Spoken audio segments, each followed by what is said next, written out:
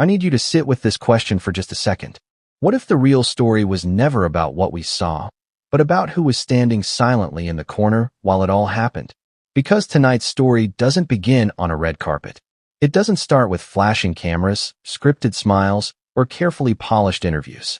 But before we continue, please subscribe and turn on the notification bell for updates. It starts somewhere much quieter, behind closed doors, where no one thought the help would ever speak. I cleaned her messes. I heard her voice when no one else was around. And I'm telling you now, she was nothing like what the world saw. That's how the woman began. Not angry, not dramatic, calm, almost tired, like someone who had been holding her breath for years and finally decided to exhale. And here's the part that should already make you uneasy. She didn't come forward for money. She didn't come forward for fame. She waited until she believed the truth no longer needed her silence. Ask yourself this. Why would someone who spent years staying quiet suddenly decide now is the moment? What changed? The public image was flawless, carefully curated, empathetic, progressive. A woman who spoke about kindness, empowerment, and compassion. But the Maid says there was another version. A version that only appeared when the doors shut, when the cameras left, when no one important was watching. She described it as walking into a room where the temperature dropped without warning. Smiles could vanish mid-sentence. Praise could turn into punishment for reasons never explained. One moment you existed. The next, you were invisible. And invisibility, she says, was worse than anger. Because anger at least acknowledged you were there. This woman wasn't a critic. She wasn't a blogger. She wasn't even a fan.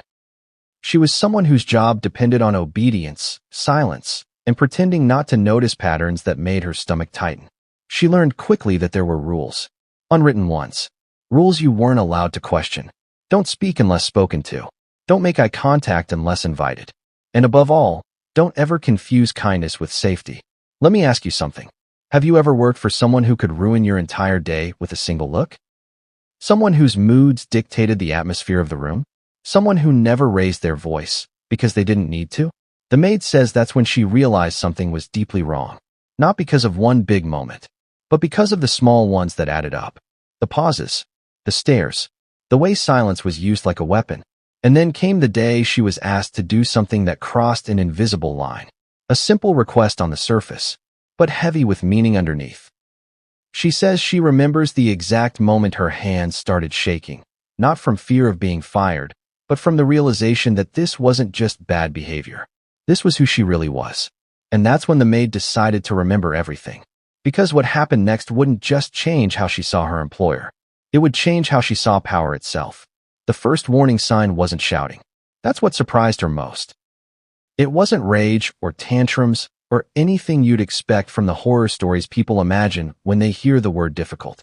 No slammed doors. No raised voice echoing down the hallway. It was quieter than that. Almost polite. The Maid says the first time she felt it, she couldn't even explain what was wrong. Just a shift.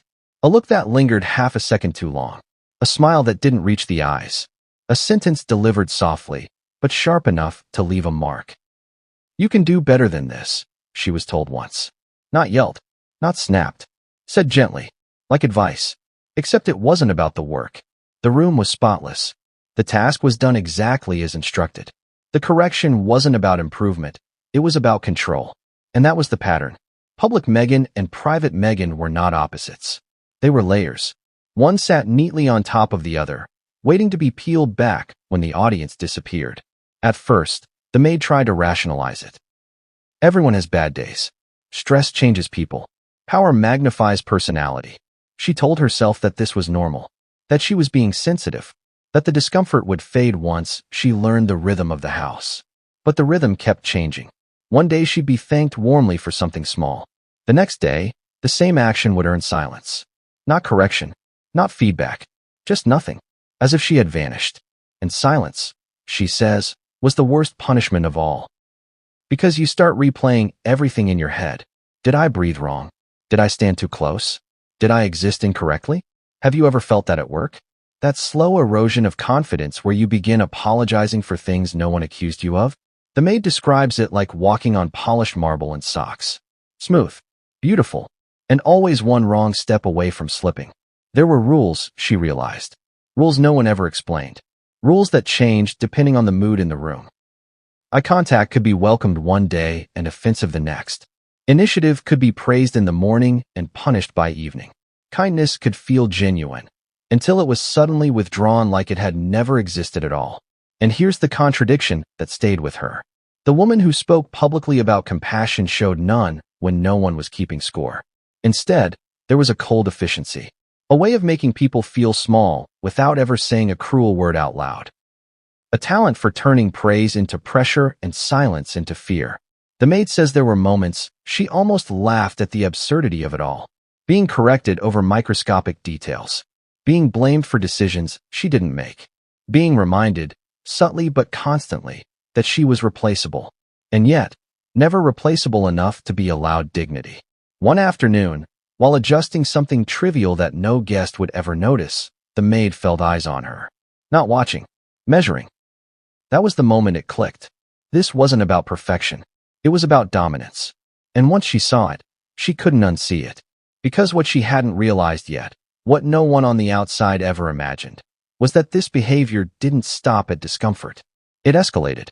Slowly. Deliberately. And the next phase would make her question how far someone would go when they believed they were untouchable. Have you ever noticed how real control doesn't announce itself?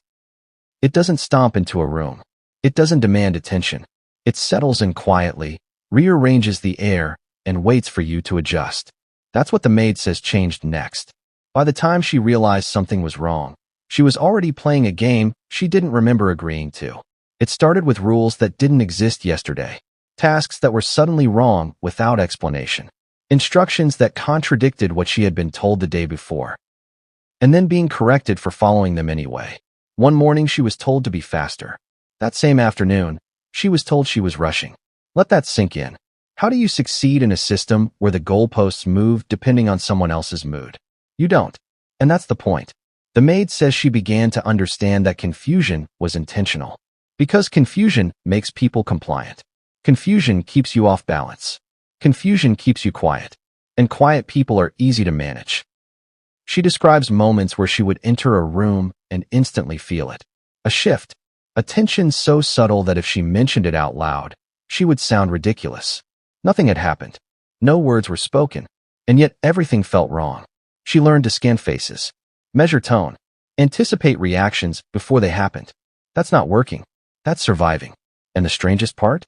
Outsiders would never believe it. Guests saw warmth, laughter, charm. They saw someone gracious, attentive, generous with smiles. The maid watched that performance from the edge of the room, wondering how the same person could exist in two completely different forms. Which one was real? Here's the thing she wants you to understand. It wasn't cruelty in the obvious sense. It was something colder, more calculated, a constant reminder of hierarchy. Small humiliations disguised as preferences. Requests phrased sweetly but laced with consequences. Correction delivered in a tone so calm it made resistance feel unreasonable. And when the maid tried to clarify, to ask questions, that's when the silence returned. Not anger, not explanation. Silence.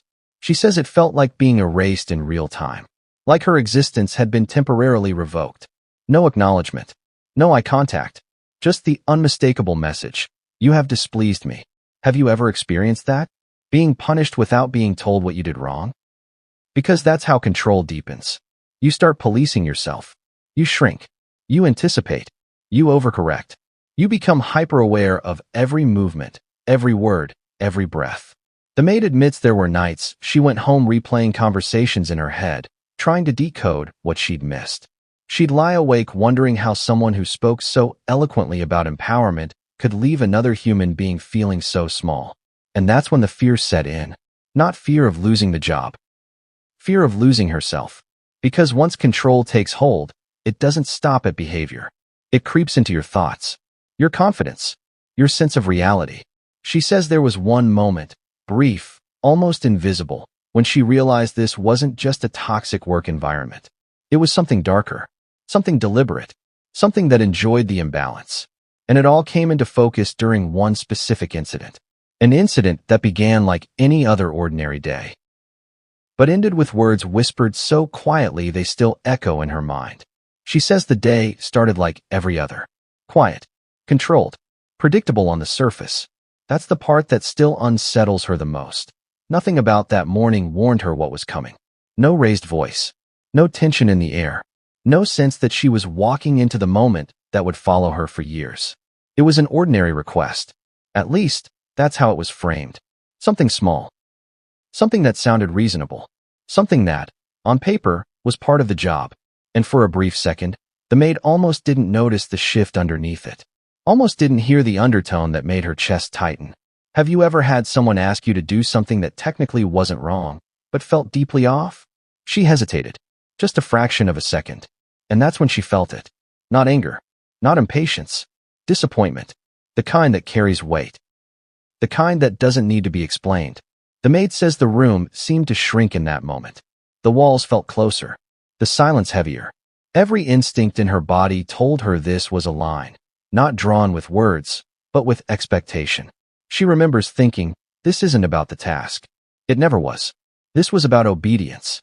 About proving how far someone was willing to go without questioning authority. She describes her hands trembling slightly as she moved. Not because she was afraid of losing her job, but because she realized something far worse, that this behavior was not impulsive. It was practiced, refined, almost routine. And then came the comment, delivered casually, quietly, close enough that no one else could hear. She won't repeat it word for word. She says she doesn't need to. The meaning was unmistakable. A reminder of position. A reminder of who mattered and who didn't. A reminder that kindness, when it appeared, was conditional. In that instant, the maid says something inside her shifted. The confusion vanished. The excuses disappeared. This wasn't stress. This wasn't pressure. This wasn't misunderstanding. This was character. She says that's when the word formed in her mind, not out of drama, but out of clarity. Devil. Not because of anger. Not because of cruelty alone, but because of how natural it all felt. How easily the mask slipped. How comfortable power looked when it was unchallenged. She finished the task. She didn't argue. She didn't react. But she remembers thinking, I will never forget this moment. Because once you see someone clearly, you can't go back to believing the illusion. From that day on, the maid began to notice everything. The patterns, the repetition, the enjoyment of imbalance. The way control wasn't just exercised, it was savored. And the scariest realization of all, this wasn't the worst of it. What happened next didn't unfold in one dramatic explosion. It crept forward quietly, piece by piece, until the maid understood something chilling. This wasn't just about how she was treated. It was about how many others might never speak at all. And that realization would push her toward a decision she never thought she'd make. Why speak now? That's the question the maid says people ask her most. Why wait years? Why stay silent while the world applauded? Why not come forward when the spotlight was brighter and the story would have exploded overnight? Her answer is uncomfortable, because silence felt safer than the truth until it didn't. For a long time, she convinced herself that what she experienced didn't matter, that it was just her, that maybe she was too sensitive, too weak, too replaceable to understand how power worked at that level. She watched interviews, speeches, carefully chosen words about compassion and empathy, and she wondered if she had imagined everything. But memory has a way of refusing to stay buried. She says it would surface at strange times. In grocery store aisles. In quiet moments before sleep. In the way her body still reacted to certain tones of voice. That's when she realized something crucial. What happened to her wasn't loud enough to make headlines. But it was deep enough to leave scars. And those scars didn't fade just because the world refused to see them. She began to understand that stories like hers often disappear because they don't fit clean narratives. There's no single dramatic moment, no explosive confrontation, just a slow erosion of dignity that's easy to dismiss from the outside. That's why this matters.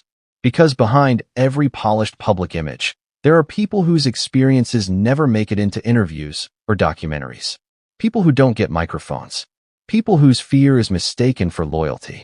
The maid says she isn't asking anyone to blindly believe her. She isn't asking for sympathy. She's asking for something far simpler. For people to question the idea that cruelty always looks cruel. Sometimes it looks calm. Sometimes it smiles. Sometimes it speaks beautifully about kindness while quietly stripping it away from those it believes don't matter. She says the hardest part wasn't the control or the humiliation. It was realizing how easy it was for the world to accept a version of someone that felt safer than the truth. How quickly power shields behavior when the packaging is right. Let me ask you something. How many stories like this do you think never get told? How many people convince themselves that staying quiet is the price of survival? Because the maid believes silence is exactly what allows patterns like this to repeat. And that's why she finally chose to speak. Not to destroy, not to sensationalize, but to reclaim something she lost in those quiet hallways, her voice. She knows there will be disbelief, pushback, accusations. She accepts that. What she can't accept anymore is pretending nothing happened. Her final thought lingers. The worst part wasn't what she did, she says. It was how normal it became. How quickly I learned to shrink.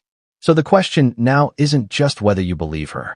It's whether you're willing to consider how often power goes unchecked simply because it looks good on camera. Because once you start asking that question, you may begin to see a lot of familiar stories very differently. And what comes next may force even more voices out of the shadows.